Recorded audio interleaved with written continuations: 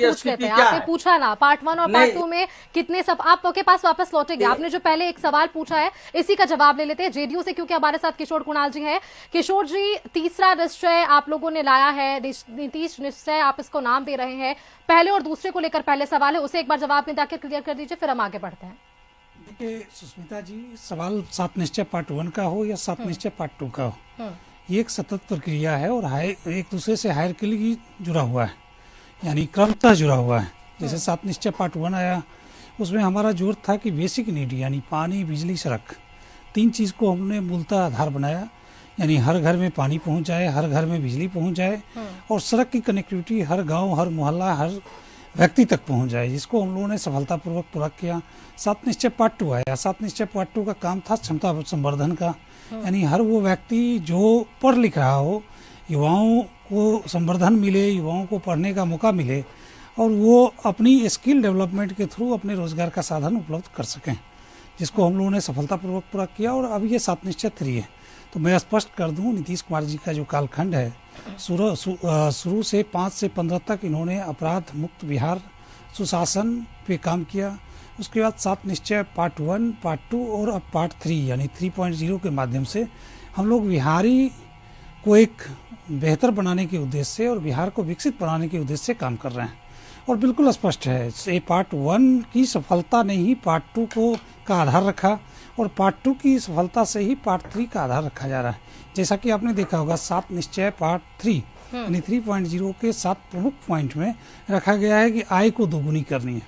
तो अब आप समझ सकते हैं कि पहले तो हम लोग किसानों की आय को दोगुनी करने की बात कर रहे थे, अब हम लोग हर बिहारी की आय को दोगुनी करनी चाह रहे हैं।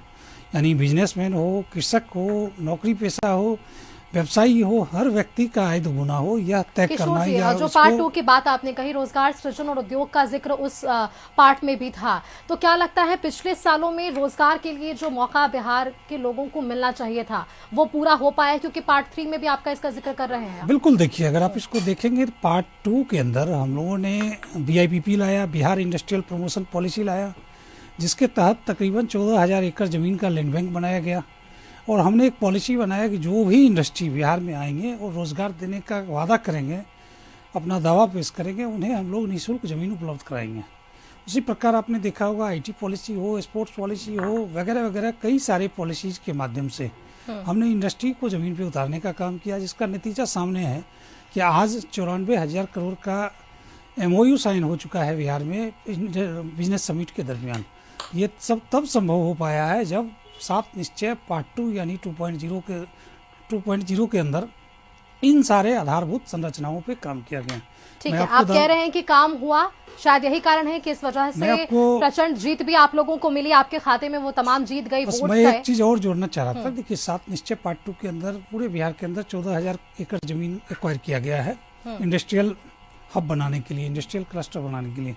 मैं समझता हूँ देश के अंदर इकलौता राज्य है बिहार जिसके पास इतना बड़ा लैंड बैंक, और सिर्फ उद्योग के लिए, अन्य काम के लिए अलग से लैंड है, लेकिन सिर्फ उद्योग के लिए हम लोग इतना भूमि का अधिग्रहण कर रहे हैं, जो ऐतिहासिक है, जो बताता है कि 7 निश्चय पार्ट 3 यानी 3.0 और ही बेमिसाल और बेहतर होने जा रहा है। ठीक है, सुरेश जी से इस पर एक बार जवाब लेते हैं। सुरेश जी,